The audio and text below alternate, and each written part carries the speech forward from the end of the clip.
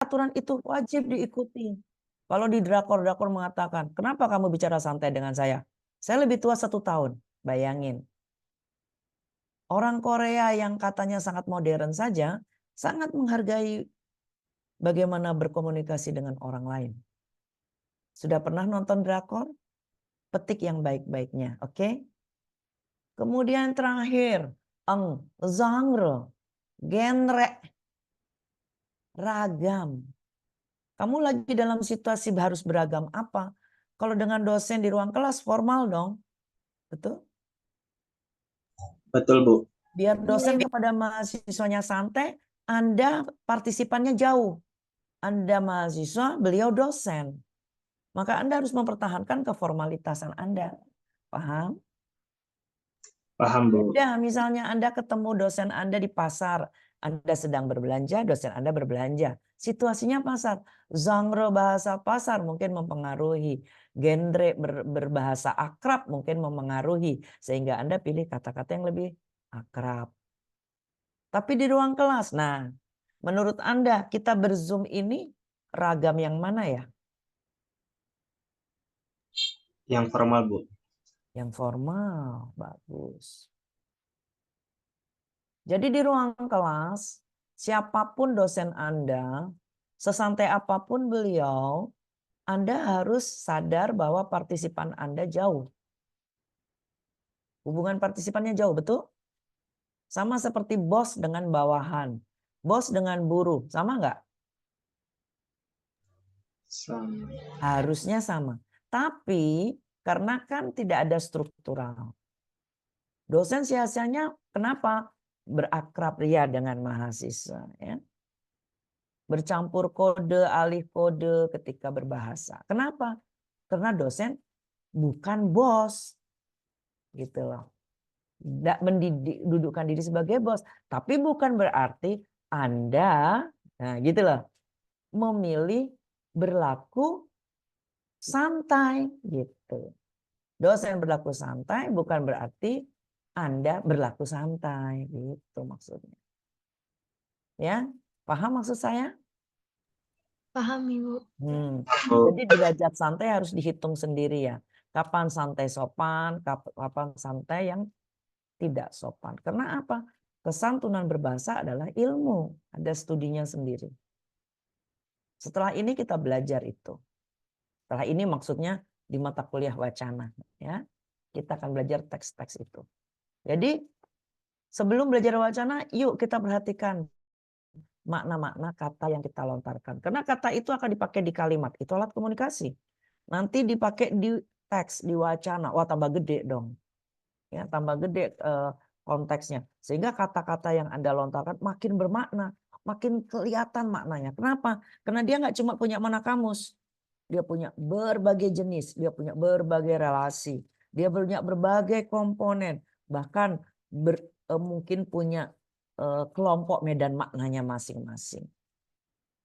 Ya, jadi ada medan makna yang membuat kata itu biasanya ada di tempat di mana berhubungan dengan kata-kata lainnya. Kenapa dia berhubungan? Ya karena satu medan. Ya, atau yang disebut dengan istilah kolokasi. Coba dicari. Sekarang kita berbahas kolokasi. Coba lihat di buku mana ketemunya. Silakan.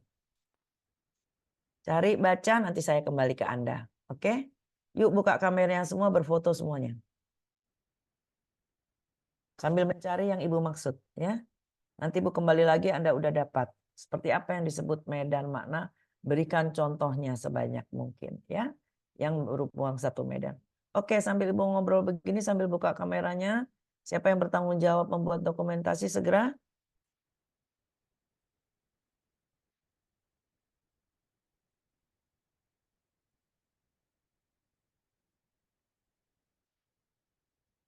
Ya, ini sudah hampir 30 menit, jadi kalau yang tertinggal, tinggalkan saja. Oke, silakan. Nggak pakai lama kalau diminta. Siapa yang Oke, bertanggung baik. jawab? Sebut namanya. Saya Ibu Amir. Oke, silakan Amir dibantu. Oke, sini ada satu Salindia. Oke, 1, 2, 3. Aisyah kemana nih? Ratu Nur Ini Ibu kemana nih? settingannya lagi saya cek Ibu. Baiklah, nggak apa-apa. Oke. Oke, saya kira cukup. Sekarang kembali ke tugas Anda. Ibu minta Anda mencari komponen makna. Ya. Atau dengan istilah lain, kolokasi. Cari dimanapun dan kalau Ibu tanya bisa menjawab. Yang lainnya boleh menyumbang, menambahi. Tidak mengulang tapi menambahi apa yang belum dijelaskan teman. Silakan, beri waktu dulu. 10 menit.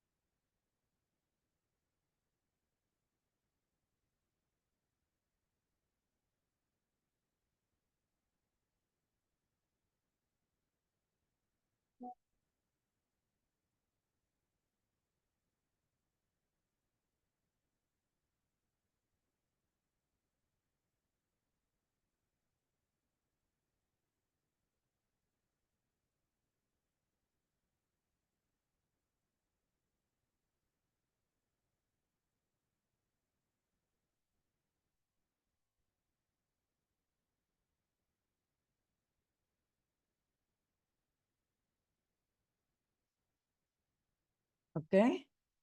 Bagaimana Dava? Mau mulai? Dava, terdengar suara Ibu? Ya, terdengar Ibu. Oke, gimana menurut Anda? Ada yang mau disampaikan? Apapun. Nanti tinggal yang lain menambahkan. Lanjut, silakan. Ibu, untuk kata kolokasi sendiri terdapat di buku Linguistik Umum halaman 317, Ibu. Di sini kolokasi menunjukkan pada hubungan sintakmatik yang terdapat antara kata-kata atau unsur-unsur leksikal. Kolokasi juga merupakan satu tempat atau lingkungan yang sama. Misalnya itu kata cabai, bawang, terasi, garam, merica, dan lada yang berada dalam satu kolokasi, yaitu yang berkenaan dengan bumbu dapur. Seperti itu. Oke, terima kasih. Nah, jadi sekarang kita tahu dari studi semantik kenapa orang menciptakan kata bumbu dapur, gitu loh maksudnya. Jadi kata bumbu dapur tentu karena melihat bahwa beberapa bentuk makna itu dianggap satu kolokasi, ya. Tentu di tempat lain belum tentu kolokasinya itu, gitu loh. Yang dianggap satu medan belum tentu bersama-sama dengan yang disebutkan tadi. Itu karena budaya kan menentukan bahwa kata-kata itu satu kolokasi, ya. Jadi kalau tadi sebutnya hubungan secara sintakmatik artinya hubungan secara berlaku linier, ya. Berlaku linier itu berlaku seperti ini nih. Jadi linier nih, ini sintakmatik. Kalau gini nggak kelihatan ya. Kalau vertikal itu dianggapnya hubungan paradigmatik, ya. Di dalam linguistik sudah ada penjelasan. Sintakmatik artinya dari sini ke sebelah-sebelahnya. Jadi sejajar, ya, sejajar gitulah. Hubungan sejajar yang dimaksud dalam kolokasi, ya. Sehingga misalnya orang mengatakan aduh angin sepoi-sepoi memandang nyiur, hangat sekali ini pasirnya. Anda akan langsung menghubungkan satu kolokasi makna, ya. Makna-makna tadi nyiur, mungkin sepoi, kemudian tadi makna pasir yang hangat. Nah, Anda sudah bisa secara budaya Anda, ya. Secara budaya kita ditebak sebagai ini membicarakan pantai. Sehingga bisa ditebak, kamu lagi di pantai ya? Nah, misalnya pantai satu kolokasi dengan misalnya kamu liburan ya? Misalnya kayak gitu. Nah, jadi pemahaman sehingga orang tidak menunjuk kata-kata yang tidak relevan dalam arti tidak relevan kolokasinya, tidak memiliki hubungan sintakmatik yang linier gitu, ya. Jadi kalau ada orang yang memaksakan satu diksi yang tidak linier, nah itu berarti ada masalah dengan kecerdasan kecerdasan sosialnya. Jadi bayangin ya, hanya kesalahan menentukan kata atau makna yang dipilih itu bisa menandai bahwa kita cukup cerdas atau tidak secara sosial gitu.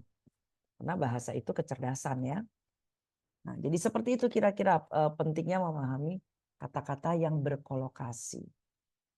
Misalnya Anda mengucapkan atau menceritakan satu kata ke teman. Anda dengan asyik bercerita mengeluarkan kata-kata yang temannya nggak nyambung gitu loh. Mungkin bagi Anda, karena mungkin misalnya Anda berlatih yoga misalnya, ya. Anda kalau Anda mengucapkan kata-kata atau memilih kata-kata yang tidak nyambung ke teman kan sebenarnya secara sosial nggak sopan gitu. Kenapa? Anda memaksakan diksi-diksi yang kolokasinya dia nggak kenal gitu. Jadi nanti temanmu bisa mengartikan bahwa kamu lagi pamer ya. Betul nggak? Loh, kenapa tiba-tiba temannya bereaksi dengan kata pamer, makna pamer? Saya nggak pamer, misalnya begitu. Nah, misalnya mungkin di benak temanmu yang mendengar, makna kata itu yoga biasanya orang tertentu yang berlatih yoga, bukan? Bisa dikatakan peminat khusus begitu. Atau jangan-jangan temanmu berpikir bahwa yoga itu hanya kalangan tertentu. Sehingga ditangkap oleh dia bahwa Anda sedang sengaja mengolok-olok dengan mengeluarkan kata-kata satu kolokasi yang tidak ada di kolokasinya dia. Paham maksud Ibu? Iya, Bu. Paham, Bu. Paham, Ibu. Jadi kita perlu memahami berbagai kolokasi. Tugasmu adalah mencari berbagai kata yang satu kolokasi dalam berbagai bidang kehidupan, kegiatan kehidupan. Misalnya di bidang olahraga, siapa yang senang olahraga? Tentu olahraganya beda-beda. Walaupun misalnya Anissa suka olahraga, Aisyah suka olahraga, kemudian misalnya Faris suka olahraga. Tapi kita bicara berbagai komponen dalam olahraga yang kita senangi atau yang kita geluti, bukan berarti Aisyah, Faris dan Anissa bisa saling nyambung karena kolokasinya beda mungkin, betul?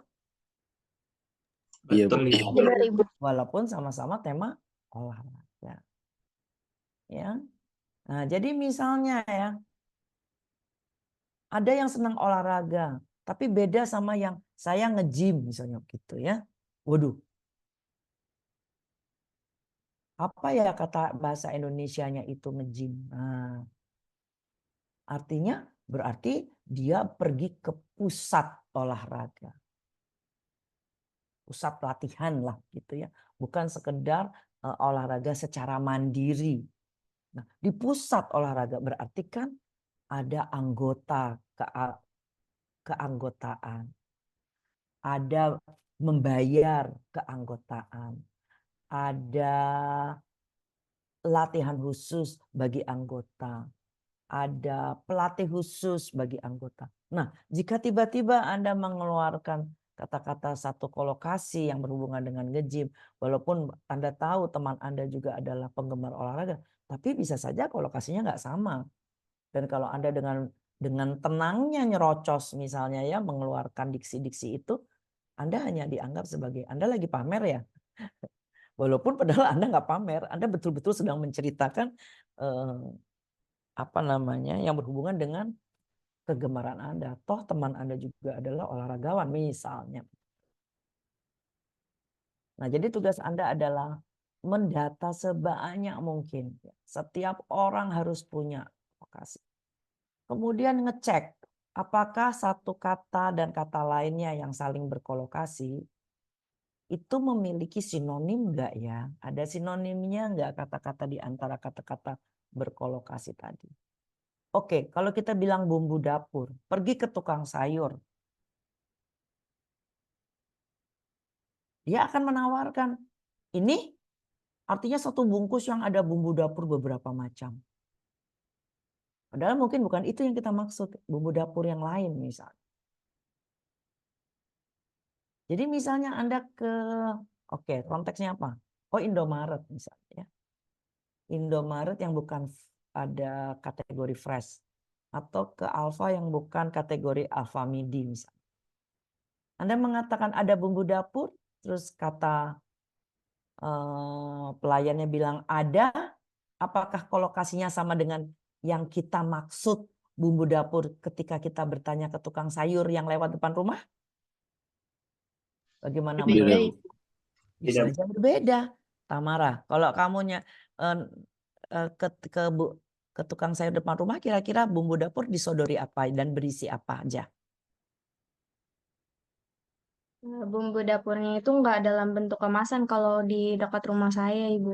Sedangkan kalau di Indomaret atau toko-toko yang besar gitu, itu sudah dalam bentuk kemasan dan biasanya dalam bentuk bubuk gitu, Ibu. Oh, itu yang ada di benakmu. Oke, barangkali hal lain yang ditangkap. Pengalaman siapa misalnya? Ade Rahma. Bagaimana menurut pengalamanmu? Apa berbeda atau sama dengan Tamara? Iya Ibu, sama. Terus Sama. biasanya juga kalau bumbu dapur di warung-warung kayak bawang putihnya, bawang merah itu benar-benar dalam bentuk bawang gitu Ibu. Oh, begitu. Ada sudut pandang lain? Mungkin punya pengalaman? Laili? Mungkin kalau saya bumbu dapur tuh kayak dikasih serai, daun jeruk gitu Bu kalau di tukang sayur. Nah, Ada satu kan beda paket. kan? Nah, itu maksud saya. Kolokasinya jadi beda kan? Misalnya kita pergi ke tukang sayur yang depan rumah. Pak, ada bumbu dapur? Terus dia nawarin yang satu bungkus yang sudah satu paket, ada serai, daun jeruk, jahe, apa namanya, malah nggak ada bawangnya. Malah nggak ada bawangnya, betul nggak? Iya, Ibu. Anissa, kalau bumbu dapur ke mana? Ke Indomaret, ternyata apa yang dimaksud, apa yang ditunjukkan oleh, kemungkinan yang ditunjukkan oleh pelayannya? Biasanya bumbu dapur yang sudah siap saji, Ibu, yang kayak sudah berbentuk kemasan. Oke, artinya yang sudah berbentuk bubuk seperti tadi yang diutarakan. Apa hanya seperti itu? Ada yang berbentuk butiran enggak gitu maksudnya? Ada yang berbentuk utuh enggak? Nah, biasanya kalau Indomaret, kalau Super Indo lain lagi ya, Hypermart lain lagi mungkin ininya. Misalnya, ini contoh bahwa kolokasi itu memang ada kesepakatan, tapi konteks memainkan peran juga kesepakatan itu seperti apa, betul nggak? Apa yang Anda jawab itu kan berarti hasil kesepakatan. Anda berpikir bahwa kalau ibu Anda nyuruh bumbu dapur, ya Anda tanya, apa Bu? Karena pasti ibumu mungkin tidak menyuruh membeli bawang. Mungkin antara merica, ketumbar, betul nggak? Kalaupun bawang, ya bawang seperti yang dimaksud, bawang kemasan. Tapi kalau beli bumbu dapur yang di tukang sayur, belikan bumbu dapur. Mungkin yang Anda tanya begini, satuan atau yang satu kemasan bumbu dapur, Bu? Atau ada yang lain yang bukan di kemasan? Berarti Anda tahu, kadang-kadang jeruk tidak satu kemasan di dalam bumbu dapur. Misalnya jeruk masak ya. Atau misalnya kencur nggak selalu ada. Dia harus dibeli terpisah. Tapi kalau kunyit butuhnya mungkin ada di dalam bumbu dapur. Kalau bawang merah, bawang putih tidak ada di satu kemasan. Dia dikemas sendiri. Nah, sehingga Anda tidak salah untuk berkomunikasi karena tahu seperti apa kolokasi yang ada. Nah, ini penting untuk memahami satu kolokasi. Jadi kalau Anda ingin memikat pelanggan, misalnya Anda nanti jadi seorang apa namanya, sales marketing misalnya saja kan, Anda berperan sebagai sales marketing. Seperti apa bicara Anda? Seperti apa pilihan kata Anda mau dipamerkan ya? Jadi Anda misalnya bermain peran nih sebagai sales marketing. Bagaimana Anda mau meyakinkan misalnya bahwa rumah ini letaknya di lingkungan yang sangat indah. Nah, kata kuncinya indah. Atau Anda harus menekankan kepada pelanggan bahwa lingkungan ini sangat sehat. Berarti kata kuncinya sehat. Seperti apa kolokasi yang harus dimanfaatkan? Kata-kata berkolokasi yang harus dimanfaatkan untuk mendukung indah. Atau seperti apa berbagai kata-kata yang satu kolokasi berhubungan dengan sehat. Barangkali menggunakan 5 kolokasi untuk mengatakan indah. Kolokasi A, kolokasi B itu udah banyak kata di kolokasi A. Di kolokasi B juga banyak kata. Di kolokasi C mungkin Anda harus menggunakan 3 kolokasi untuk memikat calon pelanggan Anda terhadap jualan Anda tentang indah. Jadi lingkungan rumah ini indah. Nah, Anda menjual indahnya kan misalnya. Atau lingkungan rumah ini modern. Nah, coba. Berarti Anda harus cari bagaimana kolokasi modern dalam kata-kata yang berhubungan dengan teknik sipil barangkali untuk mengatakan modern, atau yang berhubungan dengan teknik listrik, atau berhubungan dengan arsitektur, atau berhubungan dengan sipil. Nah, maka berarti Anda harus mengeluarkan berapa kolokasi tuh untuk mengatakan bahwa lingkungan rumah ini modern. Dari jalannya, salurannya, apa namanya, jaringan lampunya, pencahayaannya, mungkin drainasenya, mungkin kekuatan bangunan, mungkin keindahan arsitektur, mungkin tadi kecanggihan. Nah, kira-kira begitu. Paham nggak ini maksud Ibu? Paham Ibu.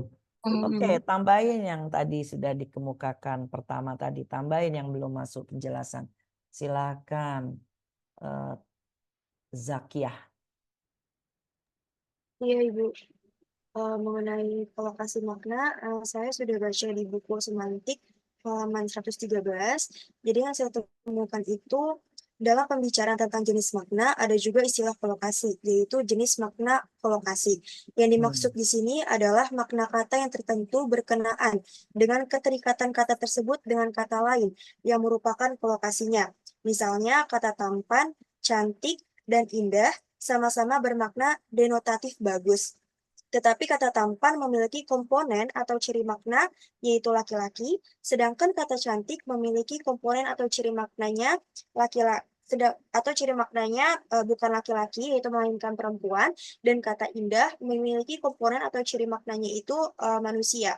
Oleh karena itu ada bentuk-bentuk pemuda tampan, gadis cantik, dan pemandangan indah, sedangkan bentuk pemuda indah, gadis tampan, dan pemandangan cantik tidak dapat diterima. Seperti itu, Ibu. Oke, jadi yang di sini yang mau ditambahkan adalah keterikatan. Itu salah satu kata kunci lagi. Yang memiliki bukan sekedar keterkaitan secara sintakmatik, tapi keterikatan. Apanya? Ya. Nah, maksudnya di sini tentu adalah bahwa kalau dimasukkan dalam satu kolokasi harus betul-betul mendapat kesepakatan bahwa itu memang ada keterikatan makna antara satu dan lainnya. Ya. Maka bisa dikatakan memahami atau jenis kolokasi penting itu. Ya, jenis kolokasi ini jadi penting sekali. Nah, jadi kita cari di luar ya. Misalnya di bidang jahit menjahit misalnya kayak gitu. Di bidang apa tadi? Istilah ngejim misalnya. Atau museum, nah, misalnya seperti itu ya. Atau apa lagi? Cek laboratorium, misalnya begitu ya. Harus yang meluaskan wawasan diri, jangan yang udah tahu dulu ya, meluaskan wawasan diri ya. Jadi pergi ke wawasan-wawasan, cek kita kalau konteksnya cek laboratorium, cek ke lab, cek darah misalnya kayak gitu loh. Atau misalnya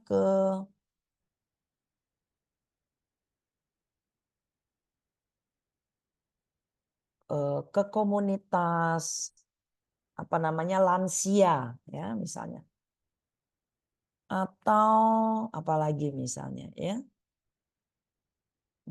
yang berhubungan dengan pejagalan. Nggak tahu pejagalan nggak? Pernah pergi ke pejagalan nggak? Nggak pernah Ibu. Harus Rumah pernah ya. pemotongan, Bu. Iya, rumah pemotongan misalnya ya gitu.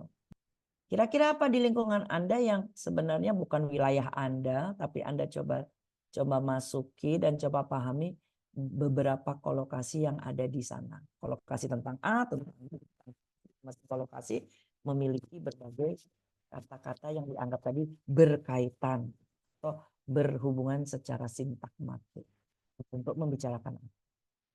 Contoh yang dibawakan pertama tadi sudah menggugah ya, bumbu dapur. Sehingga ada enggak istilahnya? Jadi kapan yang dikatakan bumbu dapur? Seberapa luas kolokasi bumbu dapur? Ternyata keluasannya beda-beda. Batas kolokasinya beda-beda ya kan? Tergantung kolokasi yang dimana dibentuk sesuai situasinya. Oke, jadi tugasnya adalah setiap anggota kelompok menawarkan kolokasinya. Ya, jadi ketika tayang satu kelompok itu sudah ada berapa? Berapa kelompokmu Ridwan? Satu kelompok ada berapa? Ridwan? Kamu kelompoknya satu kelompok berapa orang? Suara Ibu terdengar nggak? Terdengar, Bu. Terdengar Ibu. Berarti Ridwan yang nggak dengar saya kan ya? Tolong dicatat tadi di grup. Ridwan yang tidak merespon pertanyaan Ibu. Ayo Ridwan, dengar nggak? Dari mana Saya kamu? berarti nggak masuk Bu suaranya dari tadi ya. Ada 6 Ibu. Oh, tapi nggak kelihatan kalau di unmute. Oke, silahkan. Saya tanya apa tadi Ridwan? Di kelompoknya ada berapa orang Ibu? Iya, berapa orang? Ada 6 orang. 6 orang. Berarti di kelompokmu harus menyiapkan kolokasi yang ada di satu bidang. Jadi misalnya kelompokmu bidang olahraga. Nah, kolokasinya bisa macam-macam. Karena olahraga kan terlalu banyak sub bidangnya, betul? Betul Contoh Ibu. ya. Ya. Jadi 5 anggota, nanti satu tampilan ada nama, terus kolokasi apa, baru di bawahnya kasih kurung nama. Oh ya, baik Ibu. Ya, seperti itu, masing-masing mencari kolokasi. Dan ada penjelasannya di setiap apa yang mau dijelaskan di masing-masing kumpulan kolokasi. Oleh sebab itu, tugas Anda adalah membaca dari berbagai sumber atau dari berbagai penelitian yang berkenaan dengan kolokasi. Kenapa? Kolokasi nanti menjadi bagian penting dari pembelajaran kosakata. Bahkan ada metode belajar khusus yang mengandalkan pemahaman kolokasi guru. Artinya guru bahasa mengajar dengan metode yang mengandalkan kolokasi. Jadi ini penting banget kita.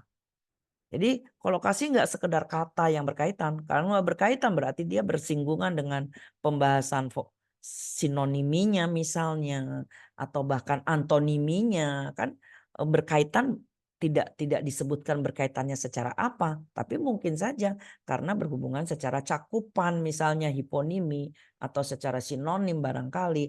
Atau bahkan secara antonimi. Tapi mereka satu medan. Dapat ditangkap semuanya? Iya, Bu. Iya bisa Ibu. Nah, jawaban masing-masing itu Ibu jadikan UTS. Ini untuk pertemuan berapa ya? Sekarang? 8 Ibu. Nah, iya gitu maksud Ibu. Ya, jadi ada pembahasannya masing-masing. Jadi satu orang menampilkannya dalam satu PPT. Satu kelompok menampilkannya dalam satu PPT untuk semua anggotanya. Mau Tiap butuh orang berapa? membuat Iya, analisisnya. Bu. betul. Setiap orang menampilkan kolokasinya, kemudian misalnya ada pembicaraannya, silahkan di situ. Dia butuh berapa slide untuk menyelesaikan daftar kolokasi dan penjelasannya. Silahkan. Jadi satu itu, ya. Paham? Iya baik Ibu. Ya, jadi seperti itu sehingga nanti dikirimnya per PPT aja, satu PPT satu kelompok. Tapi di dalamnya itu ada tempat buat masing-masing mengumpulkan kolokasi yang dimaksud dan menjelaskannya. Jadi penjelasannya enggak harus berhubungan dengan jenis makna atau relasi makna, ya kira-kira begitu. Atau bahkan pembahasan komponen maknanya, silahkan aja. Bisa dipahami? Tiap kelompok beda bidang ya Bu? Enggak apa-apa kalau kebetulan sama, tapi Oh, satu kelompok satu iya. bidang yang bisa di. Oke. Baik Ibu. Ya oke, yang penting kan bukan saling menyontek kan ibaratnya. Iya, Bu. Iya Ibu. Nah, karena ini ulangan, Ibu nggak kasih waktu banyak ya. Jadi di pertemuan depan kita kuliah lagi, tapi itu sudah harus masuk ke Ibu sebelum perkuliahan berikutnya. Gitu aja. Paham? Paham, Bu. Baik, Ibu. Baik, Ibu beri waktu untuk Anda untuk belajar. Tadi membaca sendiri kalau perlu. Bahkan setiap orang memamerkan dapat dari mana konsep-konsep dimaksud ya. Jadi nanti dikumpulin karena nanti akan Ibu minta dikumpulkan sumber-sumber yang Anda kutip. Tapi nanti di PPT-nya hanya disebut saja sumbernya ini. Tapi Anda siapkan downloadannya atau screenshot-nya untuk membuktikan bahwa benar itu Anda yang mengumpulkan dan Anda yang berpendapat. Paham semuanya? Paham. Paham. Ya, Iya, jadi bukan tugas kolokasi ya. tapi sampai batas itu kuliahnya maksudnya untuk ITS. Dan melewat kata-kata kolokasi Anda sekaligus menjawab kolokasinya, relasi maknanya, jenis maknanya dari situ. Gitu. Oke, untuk pertemuan hari ini saya cukupkan sekian. Silahkan Anda menyiapkan diri, banyak membaca, lanjutkan membaca dan mencari tentang kolokasi. Ya, terima Baik, Ibu. kasih. Sampai jumpa Baik, Ibu. minggu depan. Terima Selamat kasih. sore semuanya. Selamat sore, Ibu. Terima kasih, Bu. Terima kasih, Bu.